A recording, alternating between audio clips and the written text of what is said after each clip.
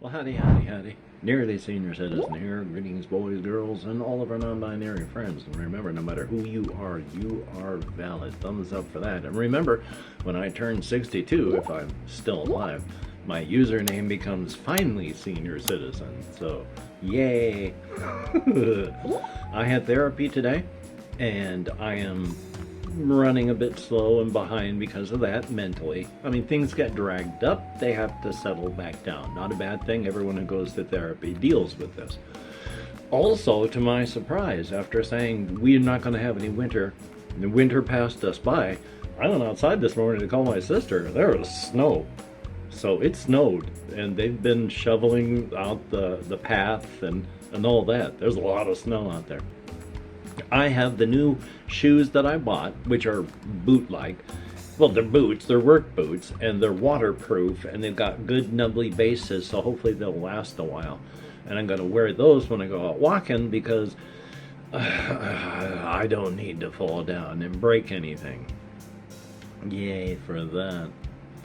Still though, that's the kind of day it is. I'm waving my arm around in the air like I just don't care. I do care, quite strongly, but I am so far doing pretty good. Now, on the whole, when I'm not like recording videos, I'm not waving it around. I'm sitting here like this, and I'm not using it. And if I have to do something, I'm using this arm, and I'm using this arm at a minimum. Which, again, talking with my therapist, the weirdest thing about this is, again, my shoulder hurts. It hurts. My shoulder just hurts, and this aches, and this hurts, and this hurts, and this hurts. And none of these are injured at all. It's all because of the sensory nerve being squeezed. So, it's just weird. On the other hand, though, again, I do have to be careful because you use the muscles up here too much. You irritate the nerve, and then everything goes downhill fast. So, yay. Still though, I am surviving, and that is good. It's taken me a time to get this far. I bought yesterday a package of 40 mini corn dogs. I put them in air quotes because they're just like little hot dog bits that are this big and they're breaded. So they're little tiny things, but I bought a package of those, and this morning I have finished almost all of them. I have really got to work on my weight. Oh my gosh, I'm trying to change my habits so that I'm eating less junk and more not junk.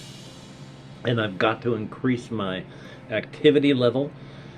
But again, the thing is, here we are in winter where it's decaying plant matter and snow, and it's been cold, so while there's not been ice, it's still dangerous to go out walking if you're older in the places that I like to walk, which is on the paths that we have and all sorts of fun stuff like that. So a lot of the times I'm stuck in here. So yay. Still, yesterday I took advantage of as much time as I could, and I went out with my walker because I can't carry anything more than like maybe a pound in each hand, or else it's going to stress out these nerves too much. So I use my walker, and then I pile stuff on the seat and in the backpack that I have tied to it, which is, it's one of those joyous fun parts where using the walker irritates the nerves, but I have to use the walker or it irritates the nerves. So it's half of one, six a dozen. That didn't work out at all. 6 of one, half a dozen of the other. Yay! So that's been a lot of what's happening. Yesterday I just played computer games and watched videos and went to bed. And then I woke up this morning and I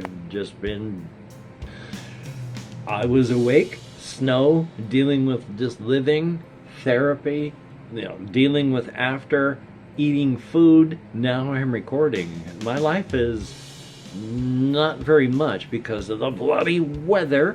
My worries about falling, because at my age now, falling becomes more and more dangerous. and falling especially on something really hard like a road. You land wrong, you're gonna break something, and I do not want to break a hip. I don't mind going out and doing crazy stuff. If you watch the videos that I've made when I was in Port Orchard, I was acting like a lunatic there, and I do stuff even now where I'm a lunatic. Like within the past month, when I had too much adrenaline from anxiety and I was on a path that runs in town by a stream, and I ended up running down a hill until I landed on a log bridge, but the logs are, split lengthwise, and they were slick, and I hit it and slid after running down the hill. So it was bam, slide. Good thing only 6 inches or so. And then I got brought to a stop that way, and so never really lost my balance.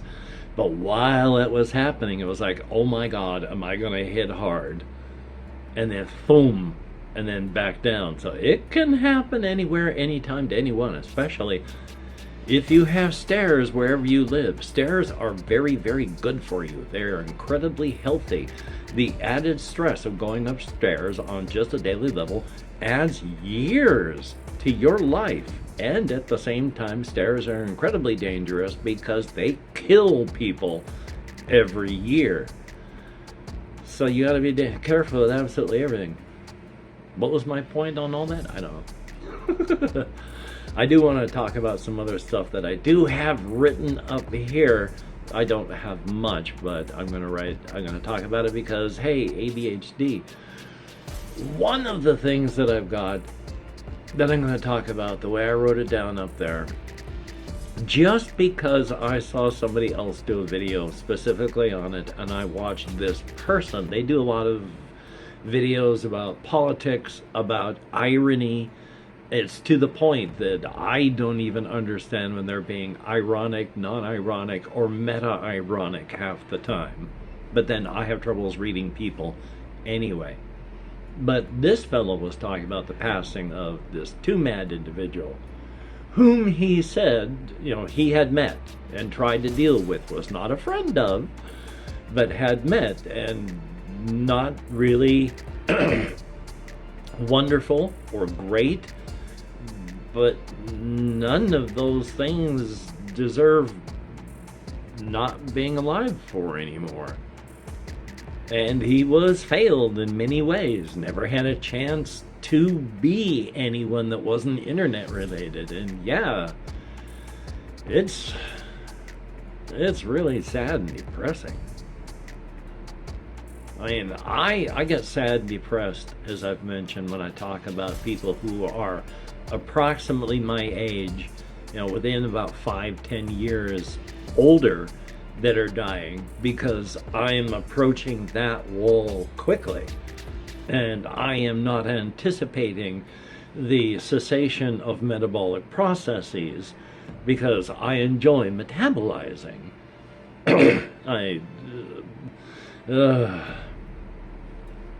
Now I can't remember what I was even talking about. Let's see if I can remember up here. I know it was all about the too mad and and am I talking about ADHD? Grrr, I hate my brain. I don't hate my brain. I dislike the way things ended up in my brain. There is nature, there is nurture, it's such a mess. I mean, even how you, notwithstanding your genetics, it's what happens in utero can make such a huge difference on who you are. And that's not something that can be anticipated for, even less so than family. How can you anticipate what you're going to run into chemically or otherwise environmentally? I mean, even sound affects this.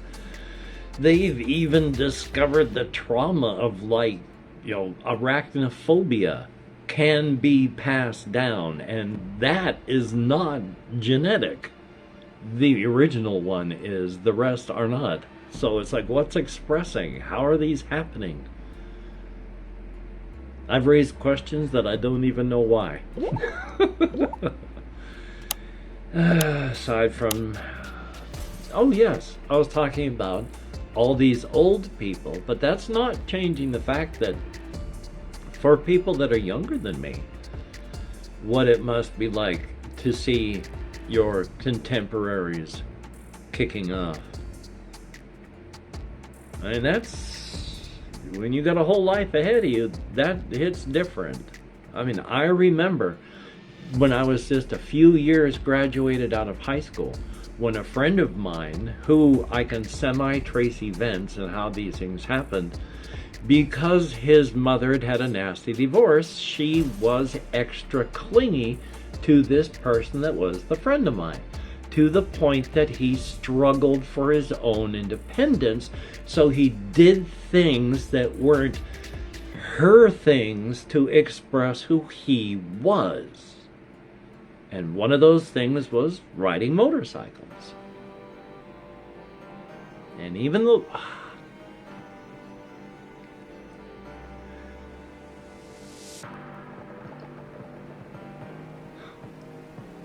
I barely knew the guy, and I'm having emotional issues. This is what happened. This is what I was talking about with therapy.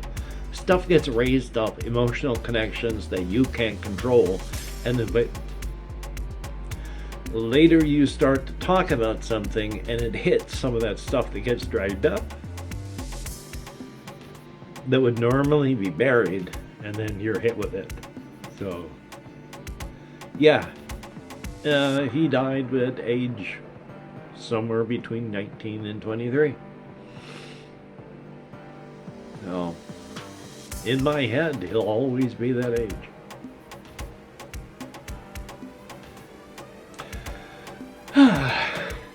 Well, let's see what else I have up here. Yes, I'm going to talk about this because it's something that I've been talking about a lot, the lore videos, and also it also tied up something. How can you can explain some foreign policy issues and all this using gang stuff and gang rap songs and such like that? Because one of the things that goes in a lot of rap stuff, and especially a theme in these glorb videos, is loyalty. You know, you've got your loyalty to your gang, your crew, and if your crew needs you, you got to go. And idealistically, they're scraping outside. Idealistically, you know, you ride with your crew for when you're called, and you may take a bullet, you may die, but that's part of what you do. Now, hopefully that's going to happen to, say, you know, for a good reason, and not because, you know, Jackie got stiff $2.50 and now we're going to go and get revenge. That's not a good reason to take a bullet, I think. But the big thing again about that was loyalty and being there. And even though in the whole SpongeBob part of it, Eugene Krabs is the mastermind of the gang and the crew, when it's time to go out and, you know, when the shit's going down, he's right there. And part of the, you know, the mention in the songs is, you know, you're there, you ride with your crew. And there was just one day I went, you know, that's why foreign policy, NATO countries, with one of our campaigning people for president of the US has said that if NATO countries don't pay up, we don't protect them. And in fact, we would tell whoever's attacking them, please do what you want to them. We won't stop you. Whereas the treaty is, you attack one NATO country, you've attacked all NATO countries. In effect, you attack one person in the gang, you have attacked the gang. And when this person is hit and hurt, you ride with your crew. You are there. You may take a bullet. You may die. But you're there. And that's kind of foreign policy, even though it's a whole power thing. Foreign policy, no matter what the country, is not about peace. It's all about power and power tokens, money. So there's no friends in foreign policy. It's all jockeying for power. So yeah, in real life, the U.S., we have toppled so many governments around the country. It's ridiculous. One of the big reasons we have a immigration problem on our southern border is because we have destabilized so many countries in the southern Americas that there's no place for them that's safe. So they leave where we made a hellhole up to, well, us. So again, that's an issue that we cause. But idealistically, you ride with your crew, and idealistically, it's for a good reason, and not just because, again, this guy got stiff 250 and he wants revenge. So, yay. Do I have anything else up on my list that's interesting? The only thing I'm going to say now is just about ADHD, because being able to hyperfocus is the good part about ADHD. When I went and got my storage unit, just before I became homeless and wasn't going to be able to get to my storage unit, I had basically one opportunity really to learn the code that would get me into the facility, so that I could get to my stuff. And if I lost it or forgot that, it would be kind of a hassle to work with the guy to try and work things out and get it done. Not essentially, but it boils down to that. So I looked at that number on the piece of paper, and for the first time in I don't know how long, I felt the entire world just come. Everything was just these 5 digits. It was the world. I could feel the inside of my head just had ramped up, and everything was online and going, memorize. And then it eased up, and it was a weird feeling.